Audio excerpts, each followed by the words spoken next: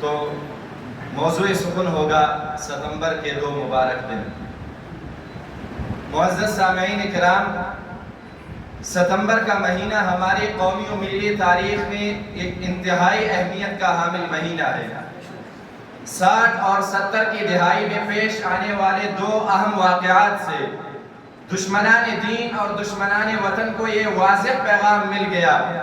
کہ پاکستان کے غیور و باشعور اور باضمیر مسلمان نہ صرف اپنے جغرافیائی سرحدات کی حفاظت کے لیے اپنے سے 6 گنا بڑی طاقت کو منہ توڑ جواب دے سکتے ہیں، بلکہ اپنے نظریاتی سرحدات کے تحفظ کے لیے عالم کفر کی فنڈنگ سے پھلکنے والی فتنہ قادیانیت سمیت کسی بھی فتنے کو کچل کر روندنے کی بھرپور صلاحیت رکھتے ہیں۔ میرے محترم بھائیو دوستو، 6 ستمبر یوم دفاع پاکستان ہماری قومی اور عسکری تاریخ میں ایک ناقابل فراموش دن ہے کہ جب طاقت کے نشے میں مست بزدل بھارتی افواج نے رات کی تاریکی میں پاکستان پر دعویٰ بولا۔ یہ صرف ایک فضائی حملہ یا سرحدات پر ہونے والی کوئی معمولی جھڑپ نہیں تھی، بلکہ پاکستانی قوم کی ریاستی نصب العین، عزم و اتحاد، اسلامی اخوت اور 2 قومی نظریہ اور جذبہ حب الوطنی کے لیے ایک بڑا چیلنج تھا۔ مگر بھارت یہ بھول چکا تھا کہ اس نے لا الہ الا اللہ پڑھنے والوں کو للکارا ہے۔ بھارت کو یہ اندازہ نہیں تھا کہ اس نے ایک ایسی قوم سے ٹکر لی ہے جو جذبہ جہاد سے لبریز اور شہادت کے متوالے ہیں، جن میں عزم و اتحاد، اسلامی اخوت اور جانثاری کے جرأت مندانہ جذبات کوٹ کوٹ کر بھرے گئے ہیں، اور پھر پوری پاکستانی عوام نے ایک زندہ اور جری قوم ہونے کا ثبوت دیا۔ پاکستانی افواج کے بہادر مجاہدوں نے ہر محاذ پر نہ صرف دشمن کی جارحیت اور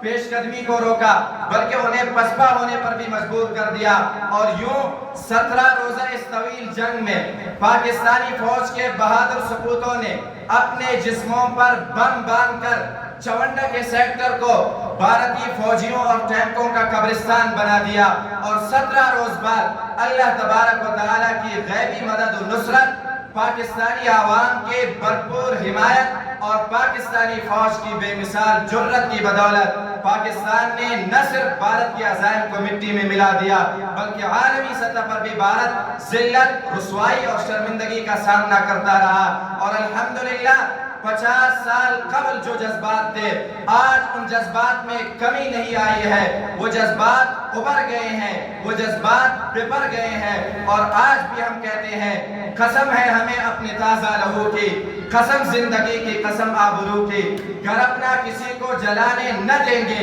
وطن پر کبھی آنچ آنے نہ دیں گے۔ یہ جنگل، یہ صحرا، یہ گلزار اس کے،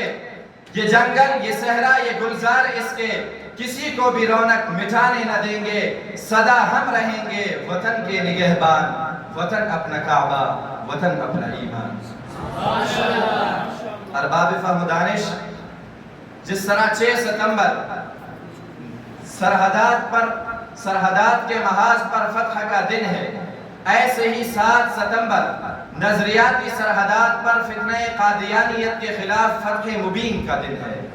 قیام پاکستان کے بعد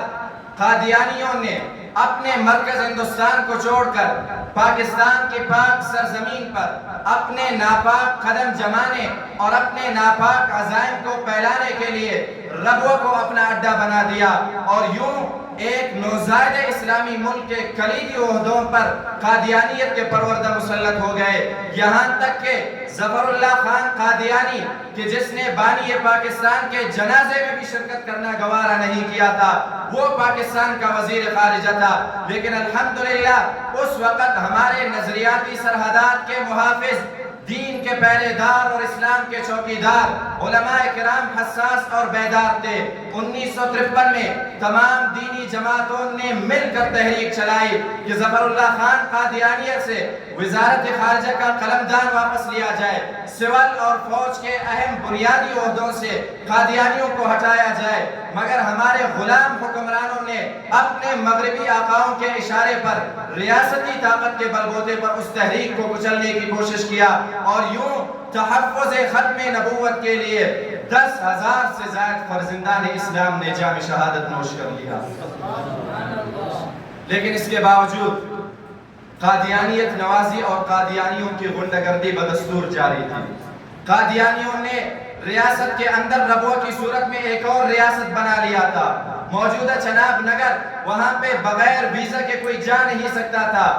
وہاں پہ اگر کوئی مسلمان کسی قادیانی کو کافر کہنے کی جرت کرتا، قانونی طور پر وہ مجرم بنتا. اگر کوئی ختم نبوت کی بات کرتا، قانونی طور پر وہ مجرم بنتا. یہاں تک کہ 29 مئی 1974 کو جب نشتر میڈیکل کالج کے اسٹوڈنٹس اپنے سیاحتی سفر سے بذریعہ ٹرین واپس آ رہے تھے تو چناب نگر کے ریلوے اسٹیشن پر قادیانی غنڈوں نے ان پر حملہ کر لیا، صرف اس جرم کی پاداش میں کہ انہوں نے ختم نبوت کا نعرہ لگایا تھا. قادیانیوں کا یہ خیال تھا کہ وہ اس نعرے کو دبانے کی کوشش کریں گے، لیکن وہ یہ بھول گئے تھے کہ اسلام کی فطرت میں قدرت نے لچک دی ہے، اتنا ہی یہ ابھرے گا جتنا کہ دباؤ گے. اور پھر تمام دینی جماعتیں متحد ہو گئے، پورے ملک میں تحریک چلی. پاکستان کے دستور ساز اسمبلی میں قرارداد لایا گیا. تمام اسمبلی کے اراکین نے متفقہ طور پر اس کی تائید کیا کہ پاکستان کے اندر قادیانی خود کو مسلمان نہیں کہلا سکتے. پاکستان کے اندر قادیانی اقلیت شمار ہوں گے. اقلیت میں جس طرح دوسرے کافر آتے ہیں، عیسائی بھی کافر ہے، یہودی بھی کافر ہے، ہندو بھی کافر ہے، لیکن قادیانی ان کافروں میں سے سب سے بدترین کافر ہے. میرے محترم بھائیو دوستو، ہمارے علماء نے اپنے حصے کا کام کر لیا. قادیانیوں کے تابوت میں انہوں نے آخری کیل ٹھونک دیا، اور اس وقت الحمدللہ کسی قادیانی میں یہ جرت نہیں ہے کہ وہ علی اعلان اپنے قادیانیت کا اعلان کر لے. لیکن اس کے باوجود پس پردہ NGOs کے بدولت قادیانی آج بھی اپنا پیغام پھیلا رہے ہیں. ملک کے اندر اور ملک کے باہر وہ اپنا پیغام اور اپنا مشن چلا رہے ہیں. آج بھی افریقہ کے اندر کئی غریب قبائل کو قادیانی بنانے کی کوششیں چل رہی ہے. لیکن اے میرے مسلمان بھائیو، مجھے اور آپ کو بیدار رہنا ہوگا، اور انشاءاللہ ہر میدان میں قادیانیوں کو منہ توڑ جواب دیں گے.